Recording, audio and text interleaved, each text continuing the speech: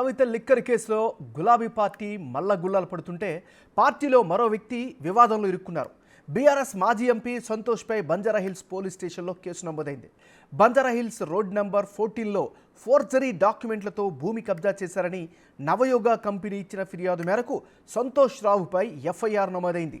Banjara Hills road number 14లో ఎన్ఈసీఎల్ company భూ కబ్జాకు పాల్పడినట్లు ఆయనపై ఆరోపణలున్నాయి. చింతా మాధవ్ ఫిర్యాదుతో బంజారాహిల్స్ పోలీసులు కేసు నమోదు చేశారు. పలు సెక్షన్ల కింద ఎఫ్ఐఆర్ నమోదు చేసినట్లు తెలుస్తోంది. మరింత సమాచారాన్ని మా ప్రతినిధి సుజాత అందిస్తారు. సుజాత, చెప్పండి. బీఆర్ఎస్ మాజీ ఎంపీ జోగినపల్లి సంతోష్ రావుపై బంజారాహిల్స్ పోలీస్ స్టేషన్ లో కేసు నమోదైంది.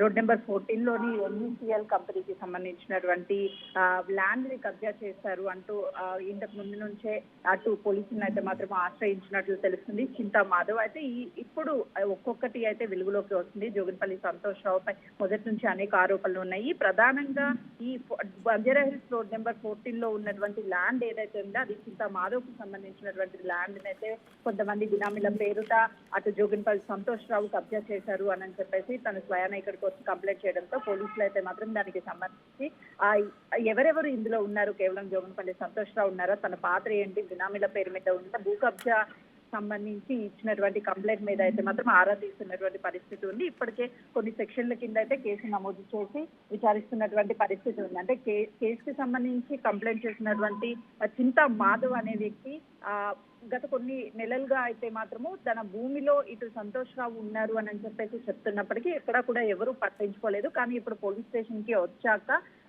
ఖచ్చితంగా మాకు న్యాయం చేయాలి అని అంటూ ఇక్కడ కంప్లైంట్ ఇవ్వడంతో పోలీసులు అయితే మాత్రము ఈ కేసుకి సంబంధించి సెక్షన్లు పెట్టిన తర్వాత ఇప్పుడు ఎవరెవరు ఉన్నారనే దాని మీద ఆరా తీస్తున్నట్లుగా కూడా తెలుస్తుంది. కేసుకి సంబంధించి పూర్తి డీటెయిల్స్ కూడా స్వీకరించారు. రైట్ సుజాత, మరి సంతోష్ రావు వెర్షన్ కానీ లేకపోతే సంతోష్ రావుకి సంబంధించినటువంటి లాయర్ల వెర్షన్ ఏ విధంగా ఉంది? ఇప్పటికైతే సంతోష్ రావు నుంచి ఎలాంటి రెస్పాన్స్ కూడా రాలేదు. ఎందుకంటే ఉదయమే వచ్చి అటు రమేష్ చింతా మాధవ్ అనే వ్యక్తి అయితే మాత్రం ఇక్కడ కంప్లైంట్ ఇచ్చారు కాబట్టి వాటి మీద అటు ఎవరైతే సంతోష్ రావుకి సంబంధించినటువంటి వ్యక్తులు కానీ లేకపోతే సంతోష్ రావు కానీ ఇంకా అయితే స్పందించడం లేదు. ఒకవేళ నిజంగా ఎందుకనంటే పూర్తి డాక్యుమెంట్స్ అయితే చింతా మాధవ్ పేరు మీదే ఉన్నాయి అని మాధవ్ చెప్తున్నటువంటి వర్షన్ ఉంది కాబట్టి నిజంగానే కబ్జా చేస్తే ఎవరి పేరు మీద కబ్జా చేశారు, ల్యాండ్ మీద ఎందుకు సంతోష్ కి సంబంధించినటువంటి వాళ్ళు వెళ్లారు అనే దాని మీద పోలీసులు ఆరా తీస్తున్నారు కాబట్టి తర్వాత ఈ కేసుకి సంబంధించి మరిన్ని డీటెయిల్స్ తెలిసే అవకాశం ఉంటుంది. సుజాత, చింతా మాధవ్ వెర్షన్ ఏ విధంగా ఉంది? ఆయన యొక్క ఆరోపణ ఏంటి ప్రధానంగా? చింతా మాధవ్ పూర్తిగా ఏదైతే రోడ్ నెంబర్ 14 లో ఉన్నటువంటి ఎన్ఈసీఎల్ కంపెనీకి సంబంధించినటువంటి భూమిని స్వయాన జోగినపల్లి సంతోష్ రావు గత బీఆర్ఎస్ ప్రభుత్వంలో ఎంపీగా ఉన్నారు. అటు కేసీఆర్ కి సంబంధించినటువంటి వ్యక్తుల కుటుంబ సభ్యులు కాబట్టి మేము ఏం చేసినా చెల్లుతుంది అనే ధీమాతోనే కేవలము కబ్జాకి పాల్పడ్డారు. గత ప్రభుత్వంలో ఎన్నిసార్లు ఫిర్యాదులు చేసినా ఏం చేసినా ఎవరు కూడా పట్టించుకోలేదు. కావున ఇప్పుడు మళ్ళీ కూడా కంప్లైంట్ చేయడానికి ఇప్పుడు ప్రభుత్వం కూడా మారింది కాబట్టి కాంగ్రెస్ ప్రభుత్వ హయాంలో మాకు న్యాయం జరుగుతుంది అన్న ఉద్దేశంతోనే పోలీస్ స్టేషన్లకు వచ్చి కంప్లైంట్ ఇచ్చాము అని వాళ్ళ వర్షం చెప్తున్నారు. ఎట్టి పరిస్థితుల్లోనే ఆ భూమికి సంబంధించి పూర్తి ఆధారాలు ఎవిడెన్స్ మా దగ్గర ఉన్నాయి. కేవలం వాళ్ళు కబ్జాలో ఉన్నారు. వెంటనే ఆ కబ్జా నుంచి వాళ్ళ మీద యాక్షన్ తీసుకొని తిరిగి మా భూమిని మాకు ఇప్పించాలి అని చెప్పేసి ఇప్పుడు మాధవ్ చెప్తున్నటువంటి వర్షన్ ఉంది. అటు జోగినపల్లి సంతోష్ కి సంబంధించినటువంటి వ్యక్తులు కూడా ఎవరు ముందుకు వచ్చి ఆ భూమి గురించి మాట్లాడడం లేదు కాబట్టి వాళ్ళ వర్షన్ విన్నాక అటు పోలీసులు ఇద్దరు వర్షన్లు విన్న తర్వాత మాత్రమే ఈ భూమి ఎవరికి సంబంధించింది అని చెప్పేసే దాని మీద ఒక క్లారిటీ వచ్చే అవకాశం ఉంటుంది. మరి ఎఫ్ఐఆర్ నమోదైంది కాబట్టి తదుపరి నెక్స్ట్ స్టెప్ ఏ విధంగా ఉండే అవకాశం ఉంది?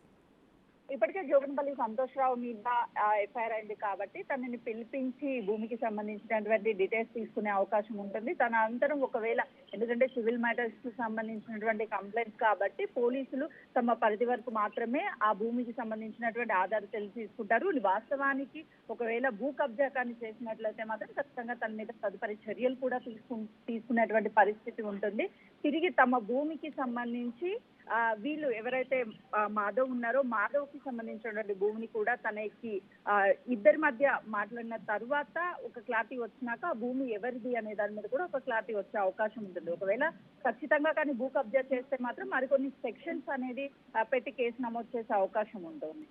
సుజాత, మరి ఎన్ఈసిఎల్ కంపెనీకి సంబంధించి వాళ్ళకు ఉండేటువంటి ఆప్షన్స్ ఏంటి? వాళ్ళు ఏ విధంగా ముందుకెళ్ళే అవకాశం ఉంది? ఎందుకంటే ఎన్ఈసిఎల్ కి సంబంధించినటువంటి కంపెనీకి సంబంధించి భూమి డాక్యుమెంట్స్ అన్ని కూడా ఉన్నాయి. గత కొన్ని సంవత్సరాల క్రితమే ఆ భూమిని మేము కొన్న భూమిని ఇప్పుడు సడన్ గా వాళ్ళు కబ్జా చేయడం పట్ల తీవ్ర ఆగ్రహం వ్యక్తం చేస్తున్నారు. ఎందుకు అనంటే అధికారంలో ఉన్నప్పుడు వాళ్ళు ఏం చేసినా కూడా నడుస్తుంది అని భయభ్రాంతులకు గురి చేసి భూ కబ్జాని చేశారు.